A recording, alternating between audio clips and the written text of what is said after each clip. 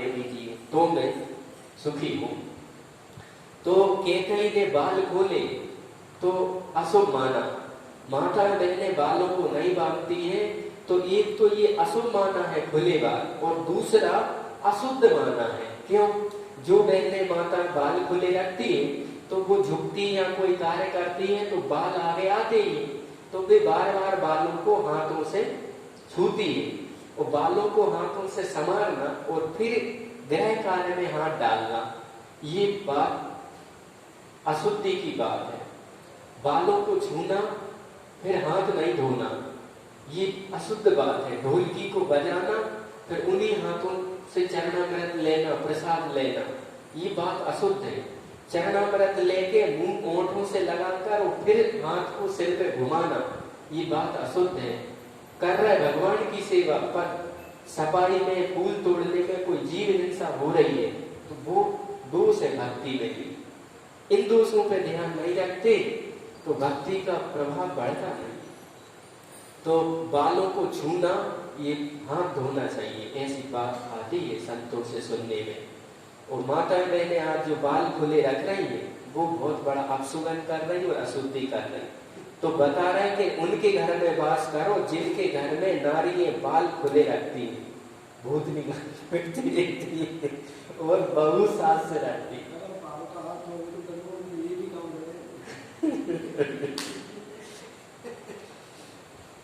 अब ये तो माता पिता और दादा दादी की गलती है। ये जो बड्डे कपड़ा ला रहे पहना रहा है बच्चियों, ये बड़े बूढ़े कर रहे हैं ना घर के सियाने, अब बच्चियों की ये बॉडी दिख रही है, कितना कटा कपड़ा पहनती है बहने आजकल, बॉडी दिखती है। तो ये कटे फटे कपड़ा घर में लाके लेके कौन आ रहा? घर की श्रेष्ठ जन। अब बच्ची बाल नहीं बांध रही है और बाप देख रहा है, तो ये माता पिता की गलती है कि बच्ची को समझा के तेरे बाल कटवा दे, यदि खुले देखते हैं सब कंट्रोल हो। तो समय की बात है। मारे घट चारी पंथ जो होई, अजया पुत्र रहे जसोई, ये अस्थान कहे में बरणी, औरों ले जानी लखी करनी, धर्मराज के बचन सुहाए, सुनियम दूतन के मन भाए। जो पैशाचिक पंथ को मानने वाले हो और जहां बकरे रहते हो, ये तुम्हारे रहने योग्य स्थान मैंने तुम्हें बताए हैं। इसके अतिरिक्त मनुष्यों के कर्म देखकर तुम समझ लेना और वहीं पे निवास करना। मनुष्य के कर्म हो, अकल सोच कैसी है, उनके पास रहो। पैशाचिक पंथ को मानते हैं, माने भूत प्रेत यक्ष यक्षिणी की साधना करते हैं, कोई फलानो देवता ढिकाने देवता, गांव में बहुत देवता है, उनको मानते हैं, उन्हें फिर अशुद्ध खान पान देते और प्रसाद के रूप में स्वयं खाते हैं, उनकी घर रहो। जहां बकरे रहते हैं, महाभारत में प्रसंग आता है कि बकरा कुत्ता ये घर में रखने वाली चीजें नहीं थी। जब पांचों पांडव चले परीक्षित को राजगद्दी दे करके, तो जब वो हिमालय की यात्रा पर चले तो सबका शरीर समय अनुसार गिरता गया, गलते गए। धर्मराज बचे, उनके साथ एक कुत्ता था। तो स्वर्ग से जब विमान लेके देवराज इंद्र आए तो उन्होंने कहा कि मेरे स्वर्ग में आप चलो, सासरी आओ विराजो हमारे विमान में। तो बोले ये कुत्ता नहीं आना चाहिए विमान में। बोले क्यों? बोले कुत्ता ये अशुद्ध है, कुत्ता वास्तव में नीच योनि का जीव है, तो उसको विमान में कैसे बिठाइए? स्वर्ग लोक का विमान है और कुत्ता को कैसे इसमें एंट्री हो जाए? इसमें तो तुम केवल पांचों जनों में अकेले थे जो इसकी एंट्री के लायक हो। तो कुत्ता को खेत पे रखना, अपने हार खेत में रखना, खरियान में रखना जायज है, पर कुत्ता देरी के अंदर आए और कुत्ता अपनी बराबरी से सोफे पे, बिस्तर पे, तखत पे बैठ जाए, वो कुत्ता चूल्हे चौका में हर कहीं घुस जाए, बिल्ली हर कहीं घुस जाए, तो ये अशुद्ध बात है, ये दुर्भाग्य की बात है, ये घर में ठीक नहीं है बात। और बकरा बकरी की रज आप देखो, जिसके यहाँ बकरा बकरी ये पली है वो जीवन में सुख से नहीं खा पाता, सुख से नहीं जी पाता, शांति उसके घर में रहती नहीं। बकरा बकरियां बहुत है, हर साल बेच रहे हैं, पर देखो तो ठेकरा छाप कपड़ा सिर में तेल नहीं और बस खाना खा लेंगे, कितनी कोई चीज अजा घर में बचती नहीं। क्यों? बकरा बकरिया ये दैत्यों का आहार रहा है, और दैत्यों का आहार रहा है तो वो साथ में कैसे होंगी? और ये तमस प्रधान चीजें हैं, इनको घर में रखे और सोचे हम सुख शांति से जीवन में कल्याण कर लें, हो नहीं सकता। महाराज जी देख रहे हैं जहाँ बकरे रहते हो वहां पे यमदूत रहो, क्योंकि उनका आहार और उनकी सजाती हो गए वे लोग। यमदूतों के भी सींग होते हैं, बकरा बकरिया के भी सींग होते हैं, तो ऐसी बात है। धर्मराज के सुंदर वचन यमदूतों को बहुत अच्छे लगे कि अब कंसेप्ट क्लियर कर दे महाराज ने, नहीं हम अजा में ले गए तो बेटा योर हो गई, वहां से मुंह की खा के आने पड़े। आज बड़े संतुष्ट है यमदूत यमराज की बातें सुन के, कहाँ जाने हैं कहाँ नहीं जाने, किसको नरक में लाने किसको नहीं लाने। भयो सुनते यमदूत पुर रवि पूत जो वर्णन कियो, उठी नाय सिर मन मुदते हैं, सब फांस मुदगर कर लियो। यह दूत यम संवाद वर्णो सुने जे अरुगाई है, ते भूत अपर पिचास यम के दूत नाही सताई है। धर्मराज ने जो कुछ वर्णन किया वह यमदूतों की समझ में बिल्कुल आ गया। उन्होंने खड़े होकर सिर नवाया और प्रसन्न होकर फंदा और मुदगल हाथों में ले लिया। यह धर्मराज और यमदूतों का संवाद जो रघुनाथ दास जी महाराज ने वर्णन किया है, इसको जो नर नारी सुनेंगे और गाएंगे उनको भूत पिशाच और यमदूतों का कलेश नहीं होगा। लक्षण धर्माधर्म के ऊंचे नीच जे आई, जन रघुनाथ विचारी कछु लिखे ग्रंथ के माई। रघुनाथ दास जी महाराज कहते हैं कि धर्म और अधर्म के ऊंचे और नीचे लक्षण जो होते हैं उनमें से कुछ का वर्णन इस ग्रंथ में लिखा गया है। इति श्री विश्राम सागर सबमत आगर ग्रंथ उजागर श्री रघुनाथ दास राम सनेही कृत ग्रह धर्म बधिक कपूत कथा वर्णनो नाम 10वां अध्याय।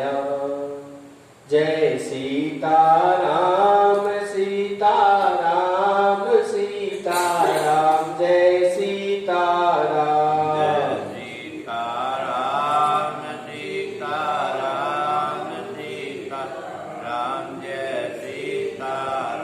जय सीताराम सीताराम सीताराम जय सीताराम। सीताराम सीताराम सीताराम जय सीताराम।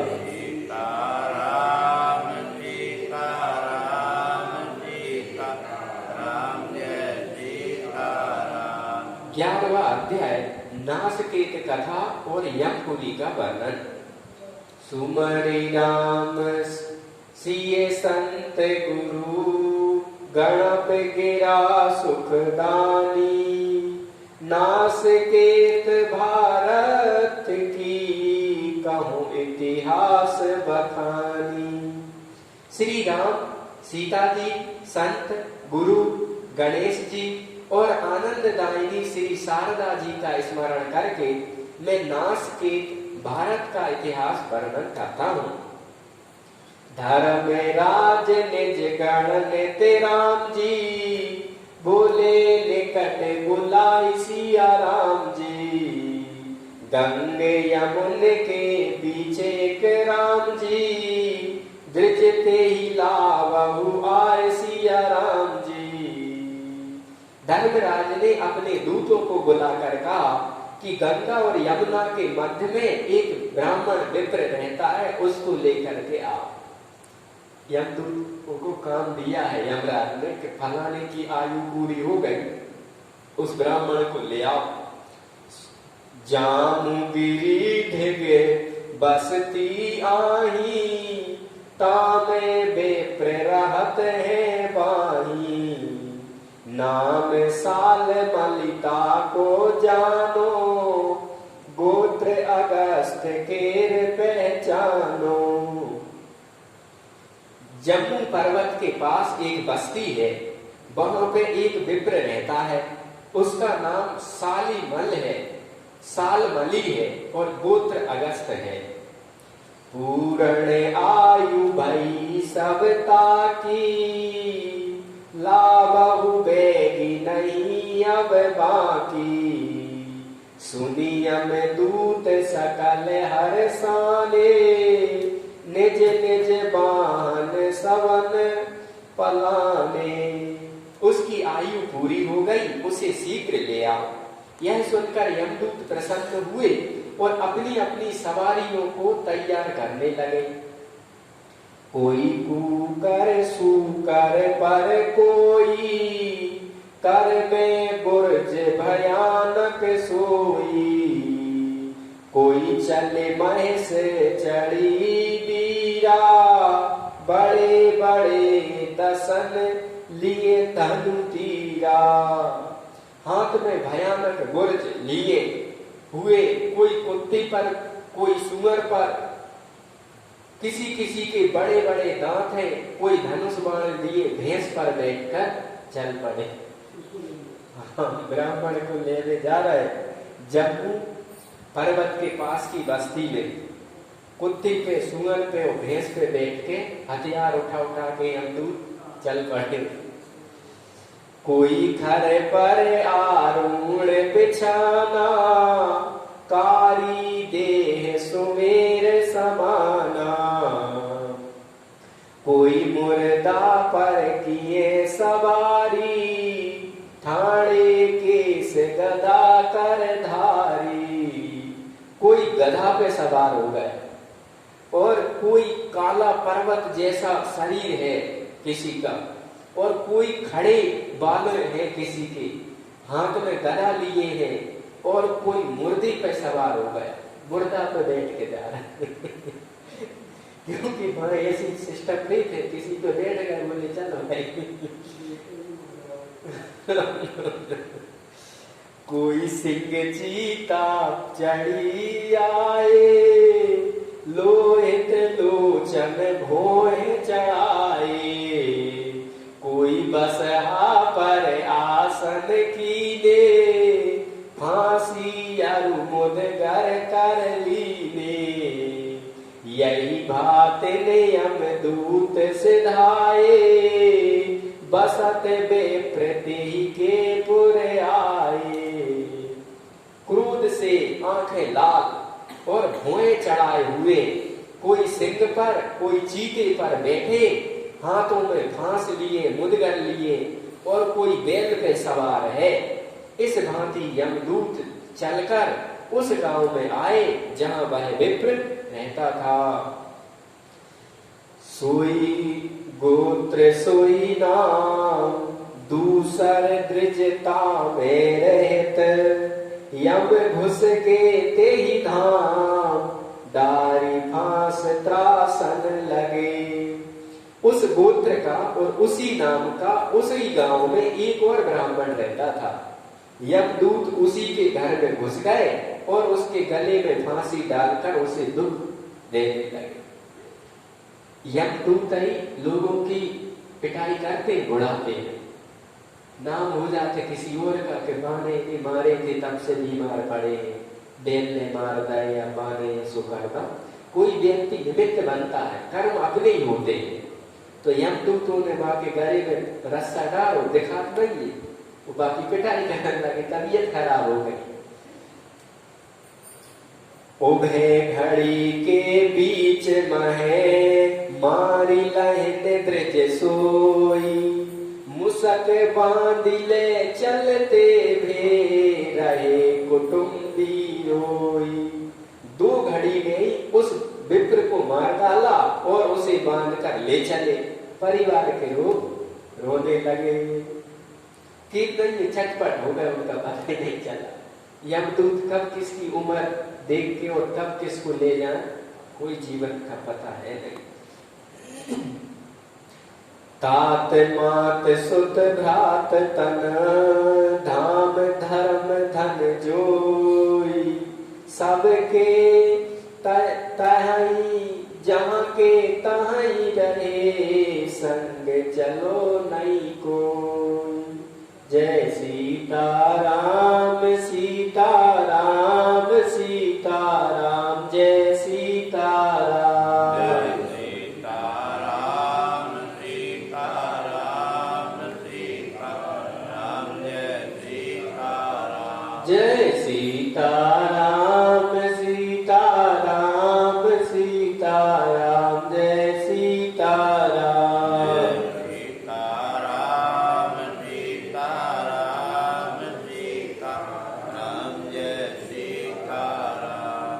माता पिता भ्राता स्त्री पुत्र अपना शरीर गांव घर धन जो कुछ भी था वो सब जहां का तहां छूट गया और साथ में ब्राह्मण के कोई नहीं गया, सब छोड़ दिया।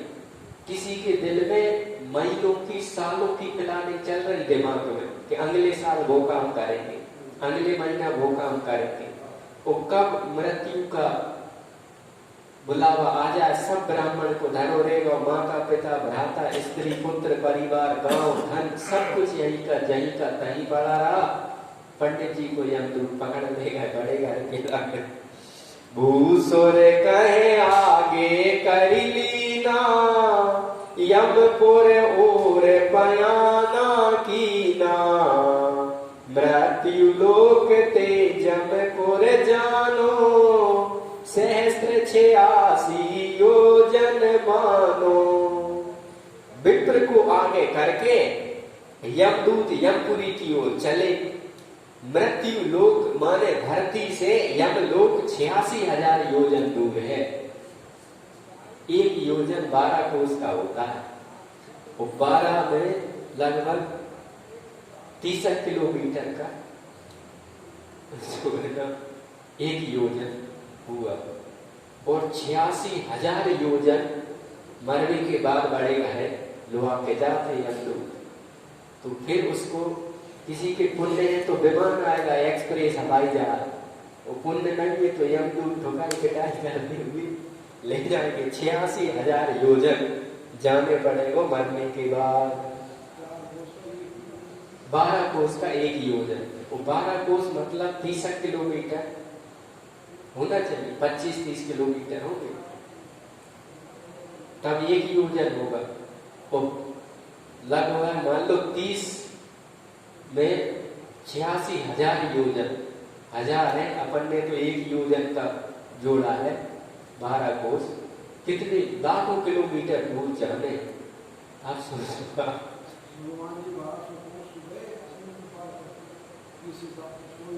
हाँ 100 योजन का लान गए थे।